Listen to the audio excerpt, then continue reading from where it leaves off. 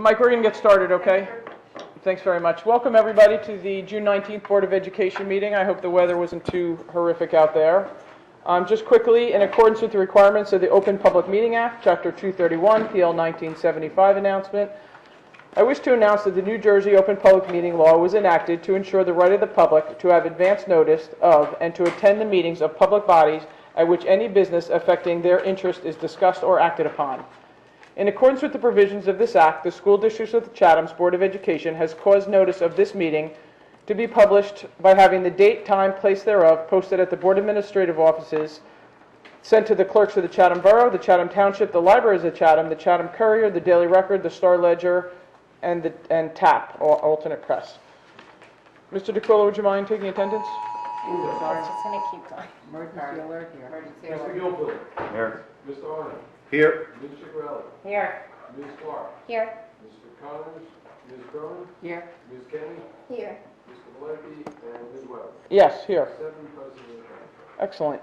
If you're able, could you please stand and join me for the Pledge of Allegiance? I pledge allegiance To the flag of the United States of America and to the republic for which it stands, one nation, under God, indivisible, with liberty and justice for all.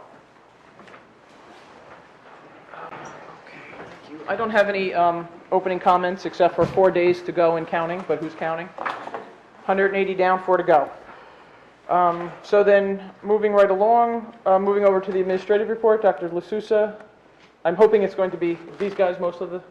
Yes, we'll start with those guys. So about once a year, I'd say, over the past several years, we've had our robotics team from the high school come in and give us a demo of the very cool stuff they do. And they're led, of course, by their teacher, Julie Ryan, and supervisor, Mr. Gunis. So I'll actually just call Julie or Danielle up. I don't know which one wants to do the introductions and the talking points. And we'll let them put on a show for us, and then I'll wrap up my report with a couple of other items. First off, Board of Education, our administration, community, thank you for having us. Shockingly, in June, this is something the students actually begged to come to. They really enjoy coming and being able to showcase what they've done this year. And we're a little bit small in numbers this year, but we've grown immensely. Our first year as an advanced robotics class, last year we had 6 students, so it was a pilot year, very small, intimate group. And we had 5 male students and 1 female. And in just one short year, yeah, Kat is our 1 female. In one short year, we grew to 17 kids and went from a 2-to-1 ratio. So we had 11 guys and 6 girls. So really, really great growth, showing the growth in the female STEM movement in Chatham, which is always great. And they're going to show you a little bit more about what goes on here. But with that growth, it also forced us to, or allowed us, I should say, form 2 teams. So we now had 2 teams competing in the first tech challenge, which allowed them to create a new rookie team and really grow and develop immensely within the classroom. And then across the state, the 2 Chatham teams, their first and second year, have kind of got a movement going. They have people that know who they are, and they even, the organizers of FIRST throughout New Jersey have actually said how great these students are when they come to meets, how much they show initiative, volunteer to help at everything, that they've asked our school to host a state qualifier next year, which schools get on wait lists for years and years and years because it's such a big event for a team to host. So we're really excited that next year, December 3rd, at the high school, we'll be hosting a state qualifier with about 30 teams across the state of New Jersey. And then otherwise, these kids have just done, in my eyes, incredible things, even if they don't necessarily see every accomplishment as a success, but I think that's the high school mentality. Some of their failures, in my opinions, were the greatest accomplishments that they were learning through, because these kids are working in a class where they're not earning advanced credit, they're not in an AP level class, but in my opinion, they're putting in more hours than most AP level courses. They're with me some weeks, an extra 25 hours outside of the classroom, whether they want to be or not, and sometimes they're begging me to stay 7:30 and no one can go home because they're in such a critical moment. It's hard to force them to kind of wrap up and call it a day. So they're going to tell you about their achievements, all the awards they've won. Last year we had 1 team that did really well but was just an inch away from going to the state championship. This year we had 2 teams not only advanced to the state championship, but actually one advanced further to compete against 13 states at the Eastern Super Regional. So really incredible things, but I'm going to let you tell them about that and demo their robots. So guys, come on up. Yeah, moving forward. All right, so as Mr. Ryan said, we're the high school robotics teams. Just an intro to what we did this season. The game was posed through a 12 by 12 field that we had to work. Oh, sorry. I'm Chris. I'm a junior. I'm Carson. I'm also a junior. I'm Tony. I'm a junior as well. I'm Kat, and I'm a senior. So the problem we were posed with this season was they give us a 12 by 12 field we had to work with, and it's cut in half diagonally. So you have two triangles to work off of, and in the center there was a center vortex, they called it, which was basically just two baskets suspended 32 inches in the air. Around that. And there were 3 particles on the field, which are just wiffle balls. And the goal of the game was to shoot them up into there and score as many points as you can. And then in the last 30 seconds of the game, what you could do is there was a big yoga ball that was getting pushed around all game, and you were trying to get it up and into the center vortex. So that scored you the major amount of points. All right. So I'm going to talk about how we've grown as a team. So as Ms. Ryan said before, we've grown from 1 team to 2 teams. We've also grown in size from 6 to 17. But on top of that, we've also grown in the way that we approach the problems in the season. So last year, we had to redesign our robots countless times just because of not poor planning, but we just didn't know exactly what we were doing. It was our first year. But this year, we have grown a lot in the way we've actually approached the problems and how we've planned and executed on those problems and tested them. All right.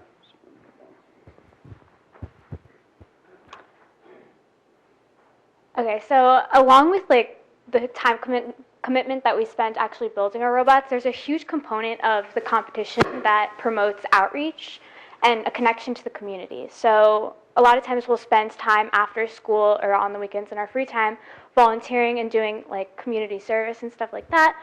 We gave also presentations in order to promote our class and just robotics in general in the STEM classes to over like 300 freshman and sophomore classes during Computer Science Education Week. So that was good in like promoting the class and also like promoting interest and growth. There were also presentations given to Girl Scout troops. My team went to the Veterans Affairs Hospital and saw actual robots being used with healthcare. We also did brainstorming with local law enforcement on like a robot that could detect bombs. So yeah, we do a lot of really cool and neat stuff that gets us excited about robotics in the real world and also to promote STEM and STEM education for our community. So as Mr. Ryan was saying, we've had a major success this season, last year and this year. So the trophies you see on the table all are for different awards. There's 2 small ones up here called the Think Award, which those are for having the best engineering notebook at the competition, which is based on, which they address for like how well you understand and catalog what you've done this season. And then they also go in and interview you for like, I'm trying to think how to say this. The judges walk around and ask you questions about your robot, and they like more technical answers. So what we've learned is how to give them the answers that will give us the best chance at winning the awards, and that also allows us to advance further. And then this plaque you see up here, that's another one of our things. We were division finalists at the state championship, which means we were one of the final 6 teams in our division, and we were hairs close to getting to finals, which would have advanced us. We still advanced though. And then, as last year, Mr. Ryan said, we had no teams go to states, but we got really, really close. And this year we had 2 teams go, which was huge for us because it was a rookie team and a 2-year team. So it was kind of just like, wow, this is awesome. And then after that, we had 1 team go on further to the Eastern Super Regional, which is 72 teams from Maine down to Virginia, that was amazing because we got to reach out and see all these other teams from different states, connect with them, and kind of see what they do and how they operate. And then another thing Mr. Ryan was talking about was the fact that we got a state qualifier, which is huge because that's 30 teams coming to Chatham in their pursuit to go to states. Yeah, just like I've done it for 3 years, and it's really rare to see rookie teams qualify at a state competition. So to have two like completely, pretty much, one completely rookie, one that's on its second year, accomplish that was really huge, and obviously first noticed that, which is why they wanted us to host our own qualifier here. So I just want to like emphasize that. Yeah. So obviously the season has been filled with so many accomplishments. We surpassed actually all our goals. Everybody was very happy with how we did. But I got to mention, none of this could have been done without the support and all the awesome things the community and also the board has given us. So throughout the season, we've been trying to look for sponsorships because all the stuff you see here, it comes with a cost. They're very expensive. At the beginning of the year, we get a very, very generous grant with all the parts that we need. But there's like problems that come during the robotic season that we can't plan for. If you see those green wheels on top, we didn't know we were going to need those. All that had to be funded and bought by ourselves, and all that money came from generous sponsors around the community. So first, we got to thank you, and I also want to bring to attention all the nice new machines that are being brought to our class. This year, we were able to introduce a few things: a drill press, a belt, a bandsaw, a sander, and most importantly, a 3D printer, and a decal cutter. So I want to bring attention to the 3D printer. All of this would not be possible without that. We can actually get them on the field. Yeah. Yeah, so there are a bunch of 3D printed parts that both robots have, and I would say probably the most like critical on both of our robots are just like these tiny, simple pink elements that you see here.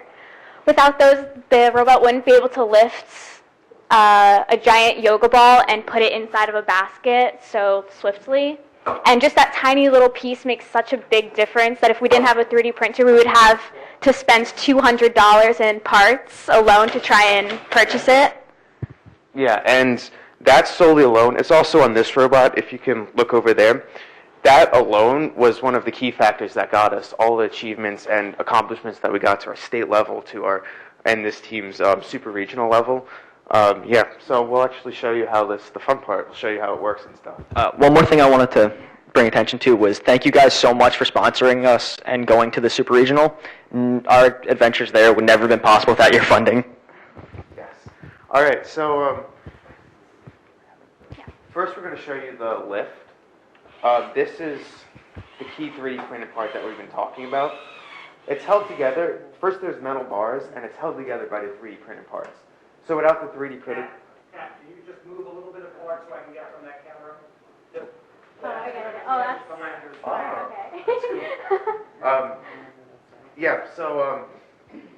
There's these metal bars, but they're held together by 3D printed parts. And this is how it works. This was all custom designed and just fully carried out by our team. Drew up plans at the beginning and we drew up the plans at the beginning and carried this design all the way to completion. So that's how that works. This is what Chris was talking about. The last 30 seconds of the game, we're allowed to pick up this huge yoga ball and place it on top of this basket, sort of about eye level, maybe higher for some people.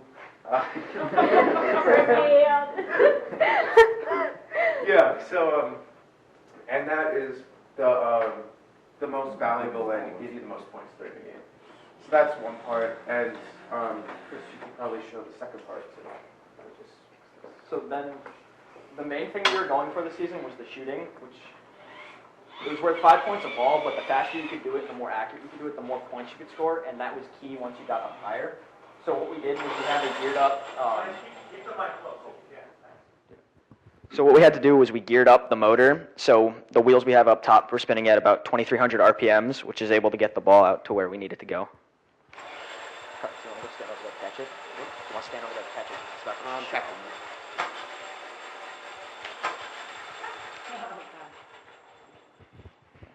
Yeah, so that's pretty much our robot. There's a few more things too that I could show you. It's very small, but if you look on the side, I'm moving this in and out. That's also 3D printed. There's a part of the game where all your movements have to be pre-programmed and use sensors. No one can control it. And during the party game, we use that to actually hit these buttons pretty much. We navigated with sensors all over our robot, and that hit it with the buttons. Again, couldn't have been done without 3D printers in our case.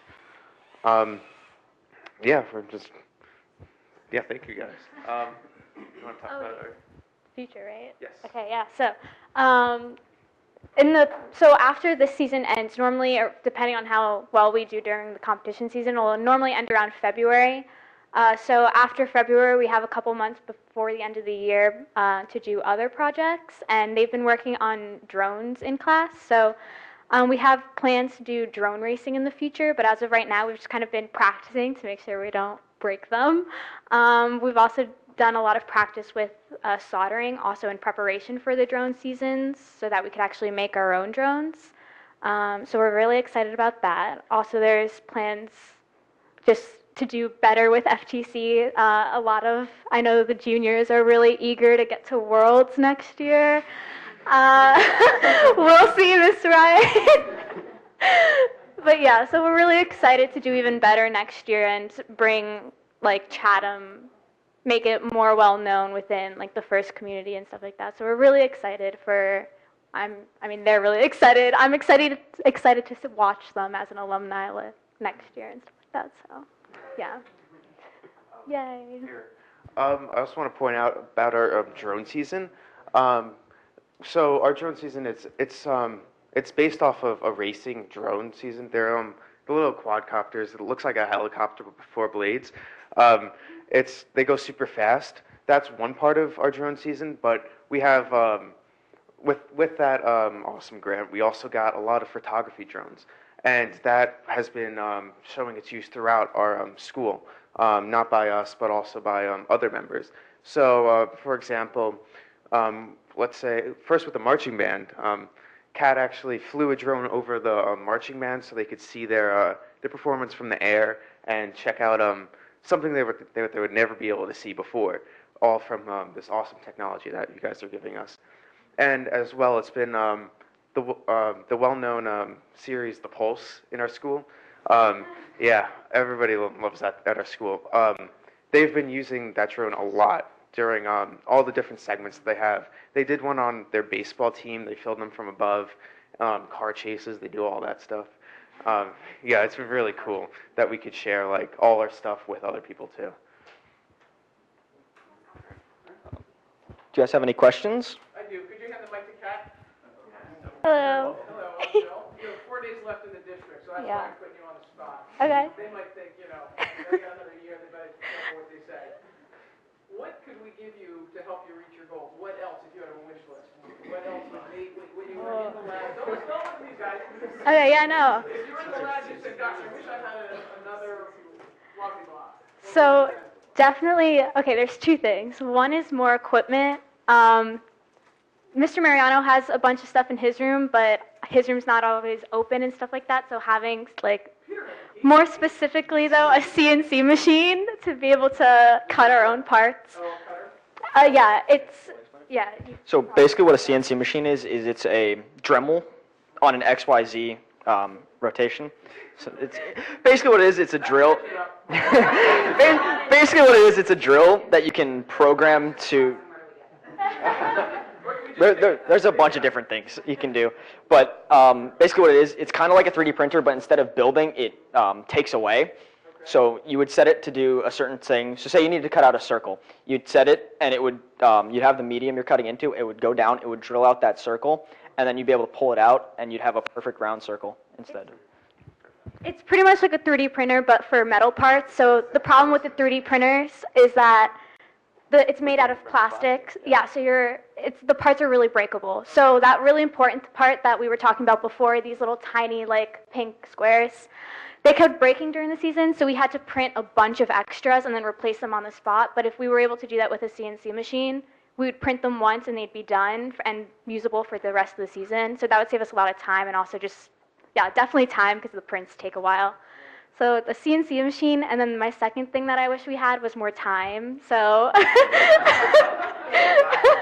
yeah, we actually want to spend more time in the classroom. So making it maybe a lab period would be better. I mean, I feel like that would, because we spend most of our lunches in there anyway, and also we spend after school in there. We'll bring it home on the weekends and after school to work on it if we don't have time in class. So more class time would be cool. We want to see you more, Miss Ryan. So yeah, those two things.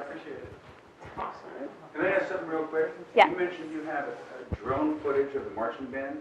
I have a daughter in the marching band. Would you mind maybe emailing that video to Jill or and maybe Jill can share with me? I'd Yeah, love to show it to definitely. my daughter. I think it's on YouTube. Yeah, right? I have it. I'm in the marching band too. So I'll send it to her. That'd be great. And then I want to confirm that you are not working on robots that can sit behind that. No, not yet. Not yet. Not yet.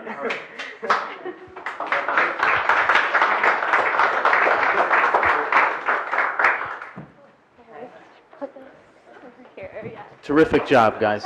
Wonderful.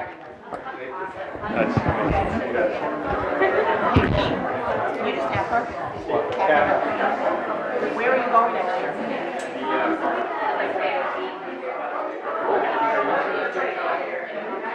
Great school. Tremendous.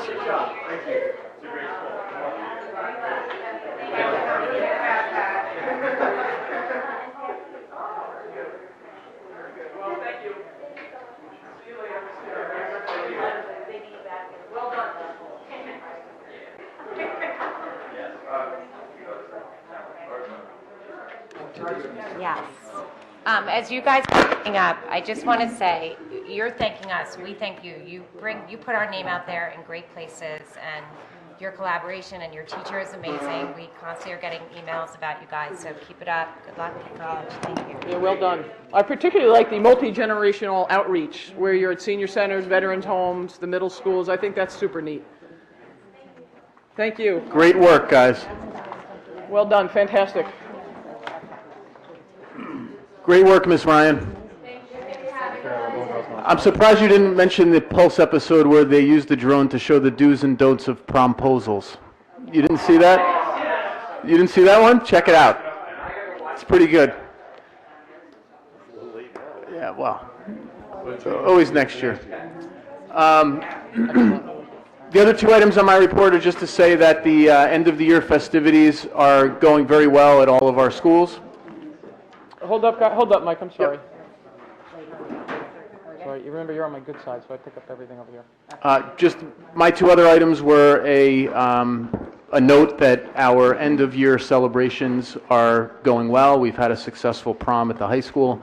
We had two big trips where we moved close to 400 students in each case, one to Washington, D.C. with 8th graders and one to Disney, of course, with all of our students involved in the music program at the high school. So that's going great, and congratulations to those schools. And then I also just wanted to mention that the latest school funding proposal that is with the governor right now is pretty significant in its intent and some of the changes that it's seeking to implement to address funding in New Jersey. And just to kind of summarize it, Senator Sweeney and Assemblyman Prieto reached a compromise, I guess, because they had two dueling visions of how to address the inequities in school funding in the state.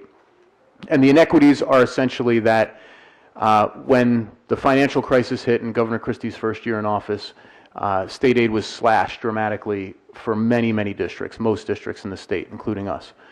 And since that time, though, not only was aid not restored to the same level prior to the financial crisis, but the funding formula itself was not applied, had not been run.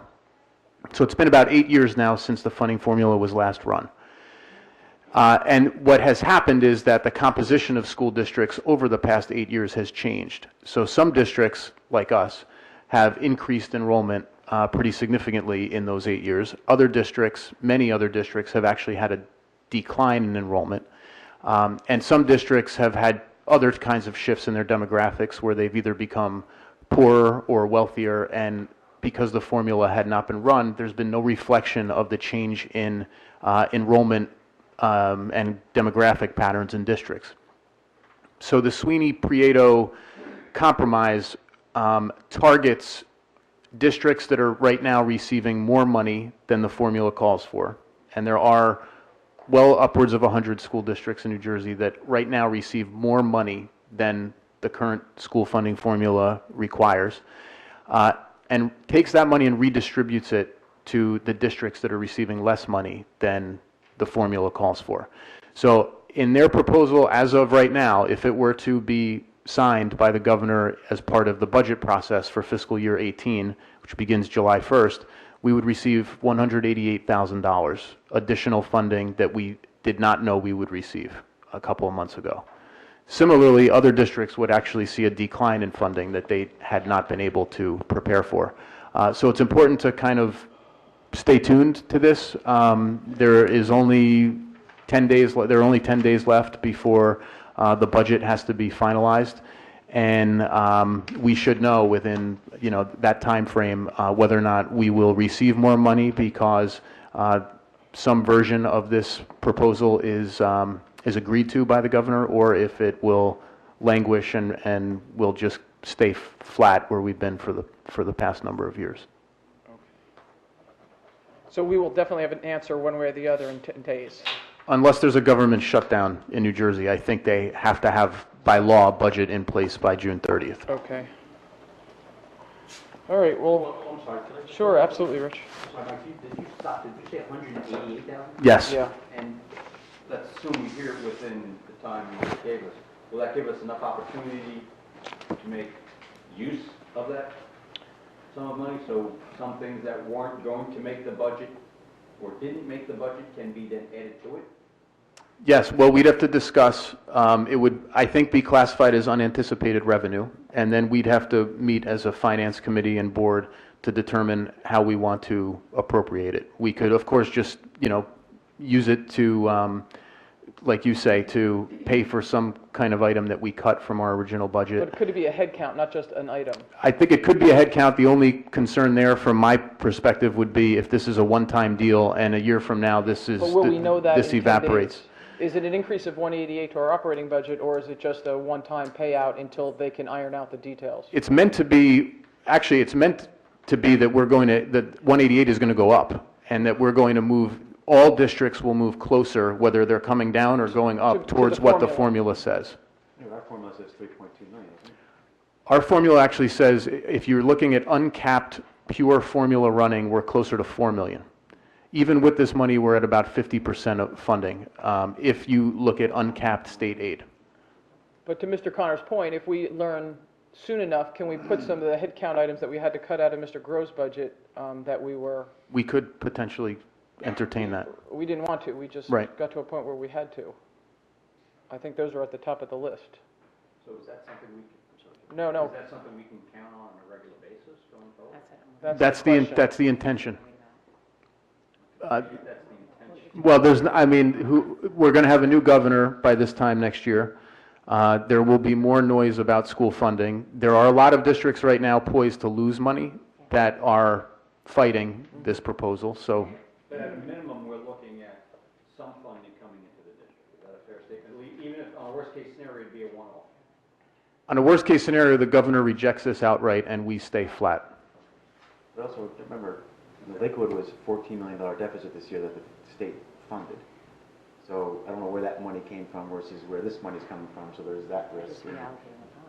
There was 3 or 4 districts this year that the state had to commit emergency funding to, and that could grow significantly next year, so I wouldn't count on this money Year over year? year over year. Yeah, I wouldn't, because I don't see us ever being in a position, if there's going to be a haves and a have-nots, just based upon our situation, we should always assume we're going to be in a have-nots going forward. Although that 188 sounded very nice. It's a 9% increase in our direct state aid. Okay, so more to follow. So by the next board meeting, we should know more. Thank you. Was that it, Dr. D'Souza? That's it for me, for now. Okay. So business administrator report. Peter, Yes. did you write down that piece of equipment that Kat said she needed? I figured by the Danielle's planning on a laptop that'll have the purchase order will be in for, I think it's in review your inbox. by tomorrow morning. I think it's in your inbox now, you just haven't checked your email. Thank you. If you could, go ahead, Peter, if you would go ahead with the Yeah, administrative just report. a quick construction update. I have just a little bit of change in the last 2 weeks. The work on Cougar Field has begun. The bleachers are in process of being demoed, and the contractor should be starting on the path as the second piece that he's working on, and the complex does remain fully closed at this time. The CMS alterations, which will be the classrooms around around the middle school auditorium, and the roof work in the district will start a week from today. We have the final pre-construction meetings on Wednesday on both of those projects. For the work to be done, the CMS STEM edition and the Milton edition will be going out to bid sometime in July. The high school auditorium rebid will be going out in the next couple of weeks, and the central office will be going to bid probably in the beginning of August. So we have a lot going on, stages of still planning, and we'll be getting busy with some construction. And the other project that will start next week is the SBS front office relocation. So that'll start, the contract will start that next Monday as well. And that'll be done by That should be done by the beginning of August, barring any beginning of August. parts or hold up on anything else. Okay. And that's all I have. Okay. Does anybody have any questions for Mr. DeCarlo? No. Matt, you're good? Yeah. Okay. Okay, very good. Moving on to committee reports. Personnel, Mr. Corelli. Personnel has not met since our last meeting, and we are scheduled to meet, I don't know when. Beth, do we have anything? We don't know yet, right? Soon. Okay. Curriculum, Ms. Clark.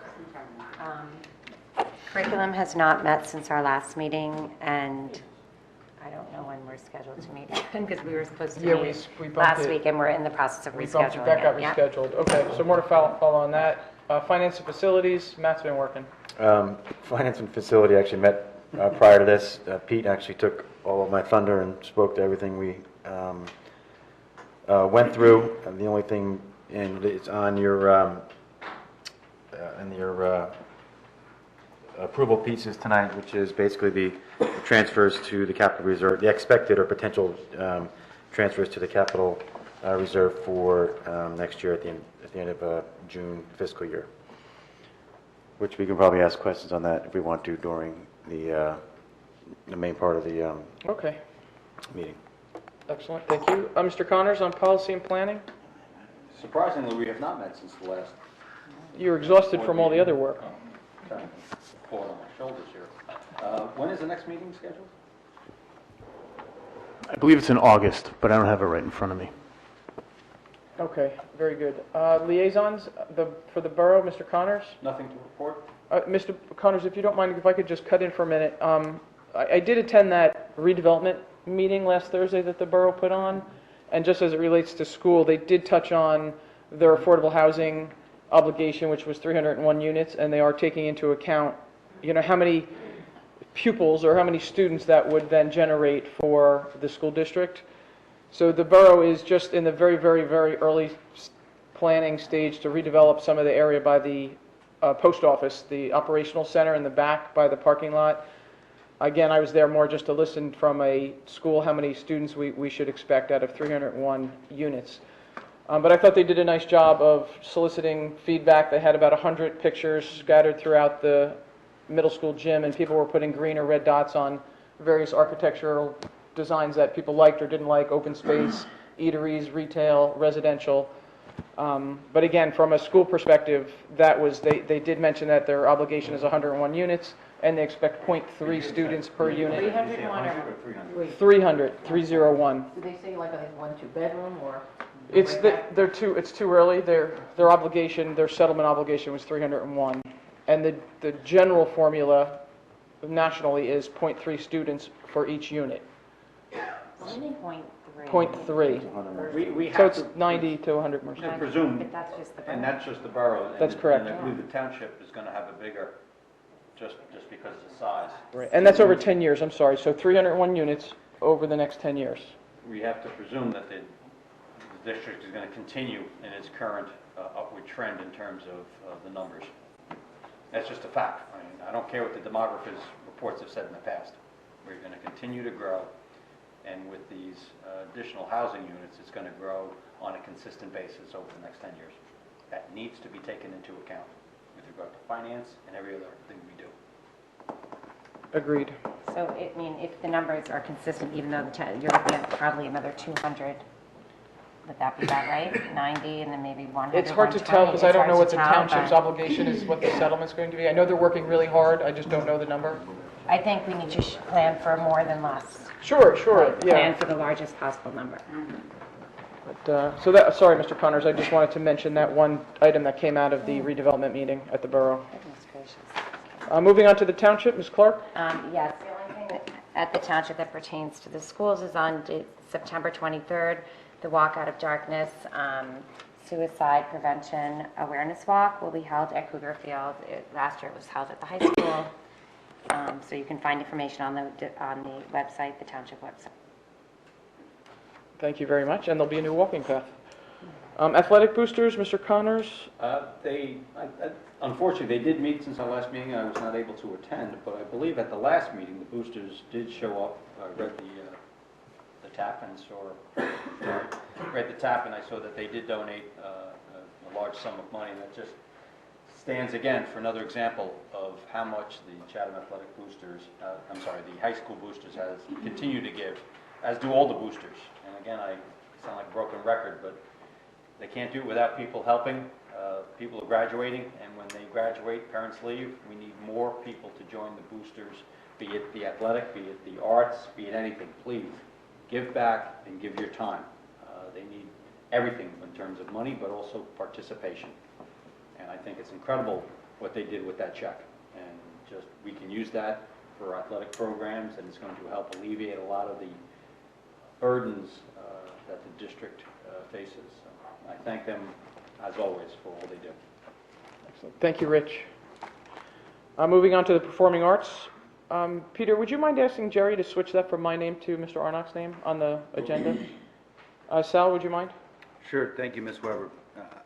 First of all, I wanted to point out that there are several seniors in the high school internship program who had the opportunity to work with their former theater, art, music, and consumer science teachers, and have the opportunity to experience and engage in classroom instruction. So that's a really neat program, which the district art teachers continue to support year after year, and I wanted to give them a shout out. Secondly, I wanted to point out, in the middle school, theater students enjoyed attending a matinee of Mary Poppins at the Paper Mill Playhouse on June 8th. And right after that, they presented their own class plays to audiences of parents and peers. And so we want to offer a congratulations to Chatham Middle School theater teacher Gina Priano-Kaiser, as well as senior intern Jacob Feeney, and all the participating students for the success of the productions. And I want to note that Jacob Feeney, who you'll all know as Uncle Fester from this year's production of The Addams Family, will be majoring in theater education at Stroudsburg University in the fall. So I wanted to give him a shout out.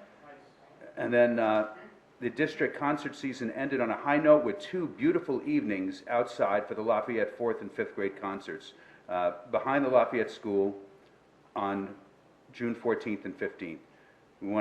We want to thank the music staff members, Lori DiBiase, Crystal Grazer, Dean Kravitz, Amelia Muccia.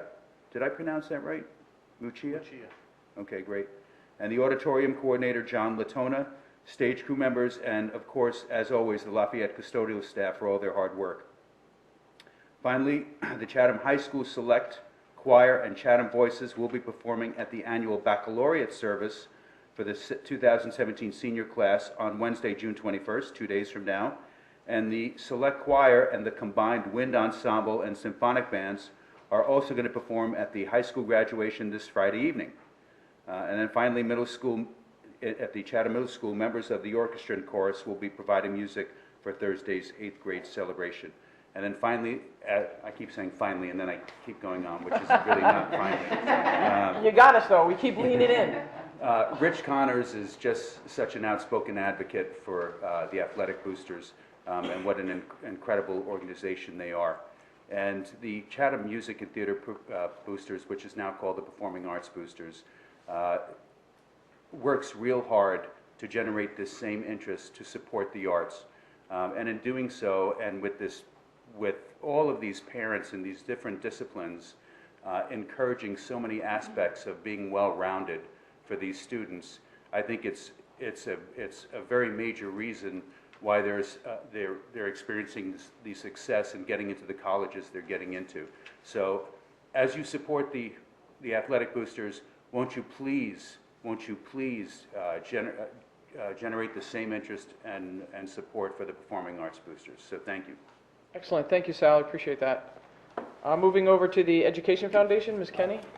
I do not have an update at this point, but I'd like to recognize CEF as a major sponsor of the equipment that the robotics people used in their presentation. So echoing Mr. Arnott and Mr. Connors, the CEF has done a tremendous amount for the school district, and a lot of the programs that the children are taking advantage of would not be possible without their help. Including last week's art show, or last month, Yeah. the art show. I was just going to say the same thing. Look at CEF. Look at CEF, the art show last time, and this time robotics. Really amazing. Thank you. We're so fortunate. Recreation, Mr. Gilfillan. Nothing to report. Kim, was there a district cabinet? Just the end of year, kind of old, new board type of. Oh, thing. transition? Yeah, transition meeting. Okay, fantastic. Thank you. I'd like to make a motion to move the executive session for May 15th. I'm going to do them separately. It's two different groups. So just first, the executive session for May 15th. Second. Who has to I abstain? think I was here for that, but just not for this, I definitely wasn't here for On May 15th, the abstentions are Mr. Gilfillan, Mr. Arnott, Ms. Cronin, and Ms. Kenny. So if the existing members vote, we can pass it 4-0. Then I might need, Which would be the quorum out of the 5 people that have to meet. okay. Wait, I wasn't here? Not for May 15th. I was here. May 15th, no, we won't. Executive It was an session. executive session. Okay. So then can you take a roll for those that are here?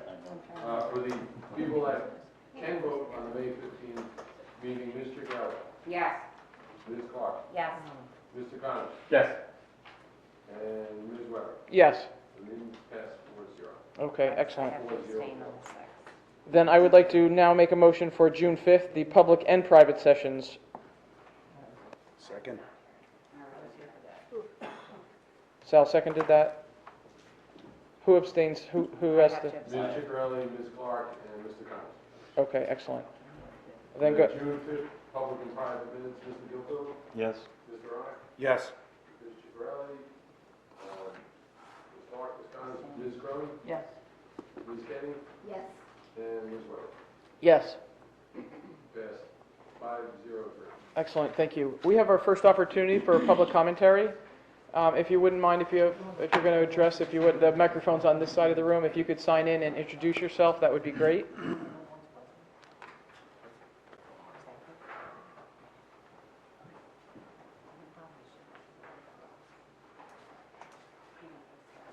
Hello, everyone.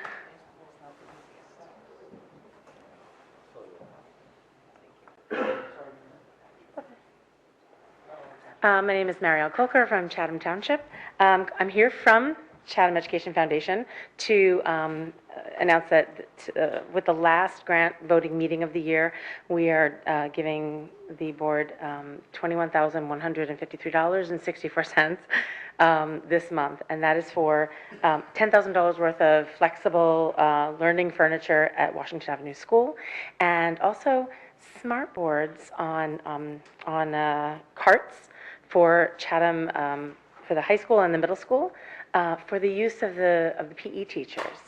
Not that the kids are going to be watching videos during gym, but But interestingly, in order to meet the needs of diverse learners and also in order to demonstrate proper form, the smart boards will be very useful to them in terms of imparting their lessons. So every room now will have a smart board in it. So that's kind of exciting. So that's $11,000 for those two. And so year to date, school year to date, we are ending the year with $90,000 being donated. And yes, last year, those drones that they were talking about, that was our grant, and that was a $5,000 grant that we gave to them. That's fantastic. Yes, it's really great to hear Look how what they're excited- doing and how excited they How are about excited it. they are, and they're Yeah. using it for recruiting, more players, more Yeah, students. yeah. It's amazing. And And- also sharing of resources. I was So well, I think it's brilliant that the club is supported by a class. There's a class that actually, feeds it, and so they've got, so Juliana was leaving, and I just said, what are your numbers again? And she said that they are approaching parity male-female, which is huge. Oh, that's which great. is really important. So, good things happening. Fantastic, thanks. Yeah. Thank you. Thank you. Thank you, Mariel. Thank you. Does anybody else have any items? Careful, those are new knees. Slow down. Lots to discuss tonight. First and foremost, Bill Heap, Chatham Borough. Not to get engaged in a war with the Education Foundation, but one of the students mentioned that they were looking for sponsorships for their robots, and that's the kind of thing that the JCs love to do. If they write us a grant or a request for a grant, we would be more than happy to put a sponsorship or give them a sponsorship. I gave my contact information to the club so that they can request a grant. We committed this year to buying a drone for the STEM club. We were very close to having a drone over the race last week. We have to work out some issues with the police with regards to privacy and all of the can of worms that drones open up. So maybe we'll be back next year with a drone flying over the lead runner of the race. We'll see what happens with that. The next thing is that our DSA, Distinguished Service Award, is tomorrow night at the Myersville Inn, now called the Long Hill Tavern. We are honoring Tony Britt, a guy who has really puts the rest of us to shame. He has done lots of stuff in town, Boy Scout Troop 8, White Lights, lots of stuff at the high school, really deserving of the award, and the public is invited. This is to borrow a phrase from Car Talk, our shameless commerce division will be open for business. This T-shirt is something that the fashionable Chathamite will be featuring in their summer wardrobe. This will be up for sale, and it's clearly the 40th anniversary of our race. So when you come tomorrow night, you'll have the opportunity to purchase one of those. 7 o'clock at the Long Hill Tavern. And everybody is invited, so please feel free to come. The last thing, as a private citizen, I would say that counting on anything from Trenton with regard to rebates I think, is a fool's game. We are clearly not a preferred customer of anybody in Trenton, and let's just say that we did get $180,000 back. Let me throw this suggestion out there. It would be nice if the taxpayers got a rebate. At a population of 18,000 people, more or less, 180,000, $10 a person, the school district could take the rest of us out for a beer if that comes down to that. So let me throw it out. I'm sure it's not going to go anywhere, but I'm sure that we're probably not going to get money. I hope we do, but I wouldn't count on it. Thanks. Thanks, Bill. Hold on a second, Bill, if you don't mind. What I'm concerned is that the JCs has finances that they're willing in terms of the grant. So I know you said you spoke to somebody. Perhaps if you could send your contact information to the administration, as well as reminding us what opportunities the JC is willing to provide in terms of something just like this, robotics, and just as a reminder, because there's a pocket, as we say in Jersey City, there's a pocket to pick, but we need to know the pocket. there. Absolutely. Just remind us, and then perhaps the administration can circulate that to, oh, by the way, if we're looking for something for robotics, I think that would be, we'd love to ask you for your money. Yeah, well, we'd love to give it to you, too.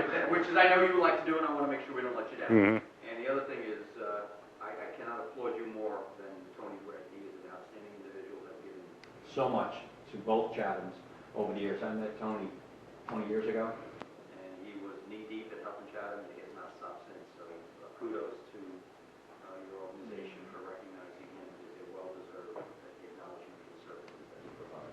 He's a big reason the town works as well as it does. He's just given a lot of time, so But he get deserves the your award. information to the administration so we can remind everyone who they can knock on, whose door they can knock on when they want money. Okay. Thanks, Bill. Chatham Education Foundation would love for you to fund some of the. Just saying. Connect with me after the meeting, and I will put you, we'll connect with them, we'll look for what's right for you and send it your way, okay?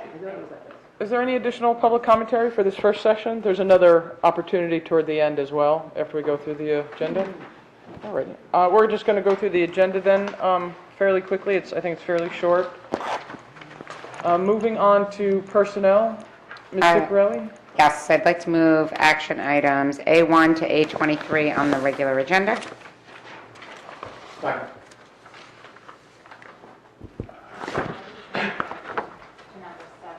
this is the schedule per month, the 10 staff members, it should be .80 FTE, but the dollars are accurate.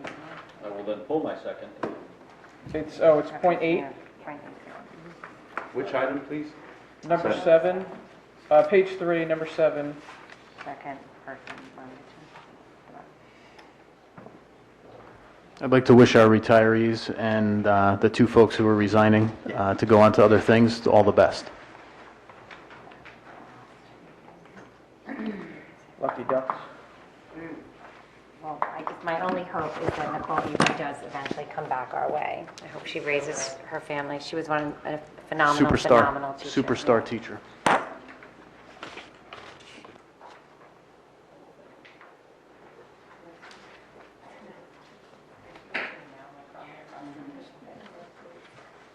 Does anybody have any questions on personnel other than that one correction? No? Ms. Grant loves questions. Okay, Peter, would you mind? Sure, agenda items A1 through A23 with A7 corrected. Mr. Gilville. Yes. Mr. Ryan. Yes. Ms. Chicarelli. Yes. Ms. Clark. Yes. Mr. Thomas. Yes. Ms. Cronin. Yes. Ms. Kenny. Yes. And Ms. Weber. Yes. Agenda items passed 8-0. Thank you. Moving on to finance and facilities, Mr. Gilfillan. Yes, I'd like to move action items 1 through 17 on your regular agenda, then number 18 on your addendum. I'll second. Donation side, we already said, of course, a rousing thank you for the Chatham Education Foundation for all their work all year long. A couple more, the Southern Boulevard PTO donation for $2,340 to Jake Allenburn to provide summer custodial help from June to August 2017. Next one is Washington Avenue PTO donation. It appears you have all the issues taken care of between the playground and the local community in terms of the design of that playground. In fact, we're moving forward now with that playground improvement. So they donated $75,000 towards that effort. And it's been a lot of work and a lot of time going into that. So I'm glad to see it's over and moving forward in terms of giving this great playground for myself to use. And then last but not least, the athletic boosters, once again, upon their large donation of the last time we met, another $5,400 for the purchase of 4 new roster boards for the high school gymnasiums. Nice. Thank you. Those are the names where the wrestlers and the basketball players go? Is that those rosters on the side of the scoreboards? I assume so. There are like 19, 12 right now. You really look on the board. Yeah, they still have kids' names on it that graduated years ago. Okay. Nice, that's fantastic. Any other questions on finance and facilities? Seeing none, Peter, would you mind? Sure, agenda items B1 through B18. Mr. Gilville. Yes. Mr. Ryan. Yes. Ms. Chicarelli. Yes. Ms. Clark. Yes. Mr. Thomas. Yes. Ms. Cronin. Yes. Ms. Kenny. Yes. And Ms. Weber. Yes. Agenda items passed 3-0. Excellent. Moving on to curriculum. I move agenda item C1. Second. Did we get that? I don't. Yeah, it's in, I have it right here. It's in mine. You did get it? I just looked at it. Here it is. It's here. Oh, yeah, there's tucked Throw in it the back. behind. Tucked in the back, okay. Sorry, it's tucked behind the calendar. Thank you. Well, we can't have any questions on that, so go ahead, Peter. Agenda item C1, Mr. Gilfield. Yes. Mr. Arnott. Yes. Ms. Chiarelli. Yes. Ms. Clark. Yes. Mr. Connors. Yes. Ms. Cone. Yes. Ms. Kenny. Yes. And Ms. Webb. Yes, Agenda item passes 8-0. okay. Moving on to policy. Mr. Connors, Yes, I'd like to move, Hold on, we need a discussion first. on what? No, I'm going to move it and then discuss it. Typically, we don't discuss until for policy, the calendar? Yes, because you have to alter it before we can approve it. Right, but so that it may not get approved. Don't we typically move it and then discuss it? Yeah. Remember where the part where I say any discussion? Under normal circumstances, yes, but the calendar has to be altered before we can move a resolution to alter the calendar. Okay. So we gotta do it a little backwards in this case. Okay, all right, I thought we were going to discuss it after we moved it. Go ahead, Mike, you want to give us the recap? Sure, sorry about that. So you have the calendar for next year in front of you. When we approved this a few months back, we didn't account for all 5 professional development times in the school year. So we usually have, or by contract, we've had 5 times during the year where we either begin school late for students or dismiss students early, and the teachers work on professional development activities. So we have one day hanging out there that we have to choose to either start school late and give students a couple of hours of extra sleep, or end school early, send them home maybe before a long weekend. So if you look at the calendar, what we have been doing is we've been taking a day like January 12th as an example, or February 16th, which is a Friday before a long weekend, and we've been dismissing early on that day to give kids and families a little bit longer of a weekend. The reason we didn't do one of those days the first time through was that we were trying to see if we could find another day instead of a winter month where we could do this, so that if we had inclement weather on one of these days, we weren't going to be caught in a pretzel and have to figure out how to get enough school in for the day to qualify for the 180 that the state requires. Right. So other than either of those dates, and we could still go with one of those dates, that's perfectly fine. We would just need to choose another date where we had students report to school a couple of hours later, or left school a couple of hours earlier. So for example, one date that I thought you could consider if you wanted would be the Monday after Thanksgiving. If that was a delayed opening and students came into school 2 hours later. It's positioned at a time where we're likely not going to have a snow day, though it's not impossible, but it's less likely than January or February. I'm sorry, could you explain again that if you don't want to do it in January or February because if we had a snow day? For example, if we took January 12th, which is a Friday, and we were letting school out 2 hours ahead of time, if we had a delayed opening that day doesn't count for school, because we didn't have 4 hours of time. It's been close to happening. So we've had a couple of times where the weather has not been good. We gritted our teeth and hoped for the best and made it through. But had it been bad enough where we needed to have either an early dismissal or delayed opening, school wouldn't have counted that day. So we can roll the dice again and just do one of those dates. The biggest risk is that if the weather looks bad, we would have to cancel at the last minute the early dismissal and say we're going to have, kids will be here all day, but families usually make plans and they don't expect that to happen. Right. Winter's a little lean next year on breaks.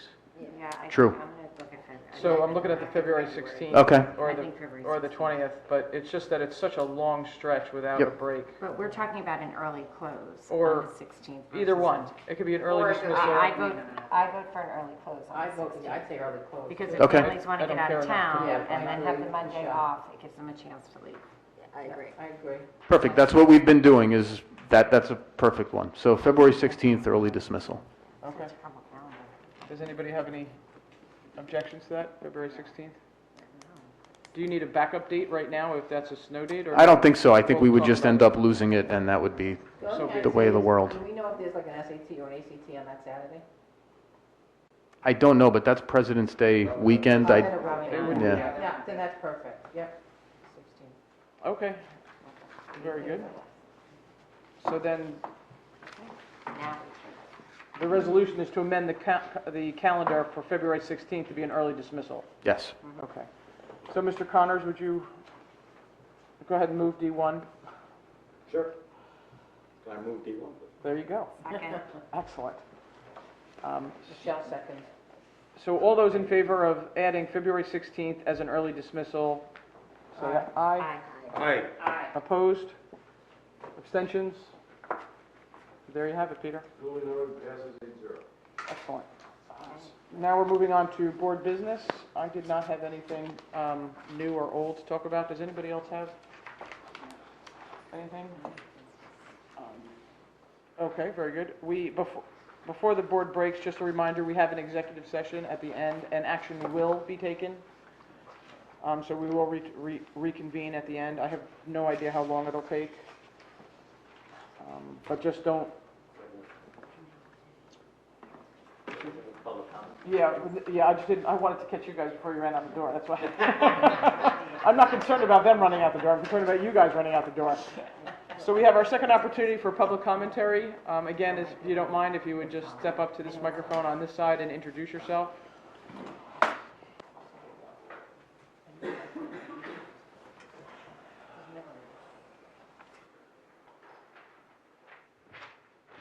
Jane Devlin, Chatham Township. First, I want to wish everyone a good summer and a restful one, and thank you for all the energy and efforts and dedication the board and the administration gave to the school district all year. I would like to continue to urge the curriculum committee and the board overall to continue to focus on substance abuse prevention education, including e-cigarettes, at all grade levels, age appropriate, and not just waiting to middle school and high school. Also, please continue to address wellness, stress reduction, including homework and sleep issues, which would help our students maximize their potential, yet at the same time not compromise their well-being and health. The Municipal Alliance of the Chathams, MAC, already has a partnership and a good relationship with the school board and the district, and we are looking, in fact, to enhance and promote more programs and continue to strengthen the partnership. Thank you. Thank you, Ms. Devlin.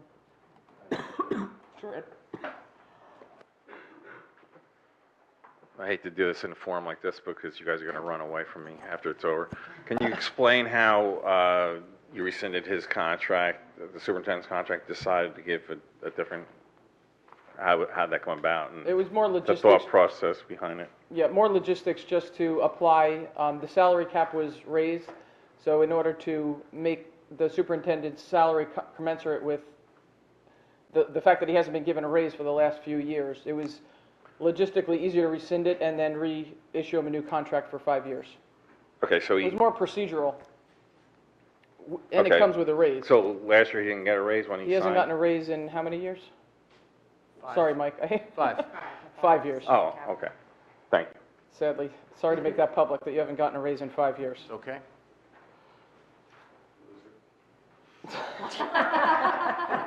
That has to be a HIP violation. Thank you, Ed. So we are breaking into executive session, and we will return into For the public purpose of session. discussing personnel matters. It is a personnel matter, and we will be taking action. Take our